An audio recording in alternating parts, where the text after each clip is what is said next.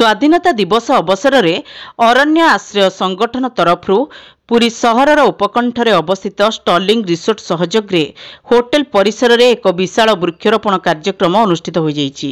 एही कार्यक्रम रे पुरी लोकसभा सांसद डॉक्टर संबित पात्र मुख्य अतिथि भाव जोग दैथिले।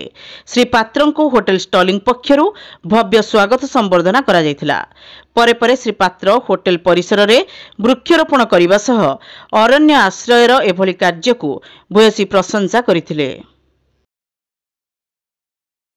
देखंतु प्रधानमंत्री नरेंद्र मोदी ये जो देश को आह्वान देइछंती एक पेड़ माँ के नाम निज माँ को ना रे आमे गोटे गछ लगेबा, ये गोटे अभिनव प्रयास, ये गोटे नूतन प्रयास और समग्र भारत वर्ष रे आपण देखुचंती ये प्रयास रे भाग नबा पई समस्ते उद्वेग सहित आगु को बढ़िचंती। ओडिसा रे मध्य पुरी रे मध्य आमे समस्ते अनेक दिन हेलानी अनेक मास हेलानी एक पेड़ माँ के ना कार्यक्रम रे आमे ए अरण्य वन ताकू आगु केंती बढ़ेबा तापई आमे चिंतारत अच्छु उद्यमरत अच्छु। आज 78 इंडिपेंडेंस डे यही शुभ मुहूर्त रे आमे स्टर्लिंग रिसोर्ट पुरी रो गोटे लैंडमार्क एरिया सेठी मध्य आज आमे अनेक वृक्ष लगे कि अरण्य केंती बढ़ा जीवो केंती एक पेड़ माँ के नाम ये कार्यक्रम सफल हबो तापे उद्यम करिछु।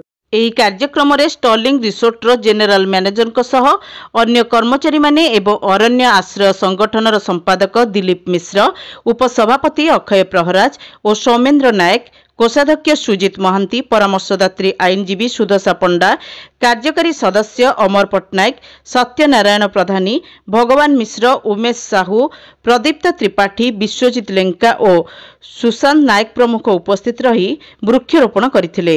आगामी दिन में एभली कार्यक्रम को त्वरान्वित करने पई संगठन संपादक श्री मिश्र समस्त को परामर्श देथिले। पुरीरू सुबोध कुमार सुबोधी रिपोर्ट, सिटी खबर।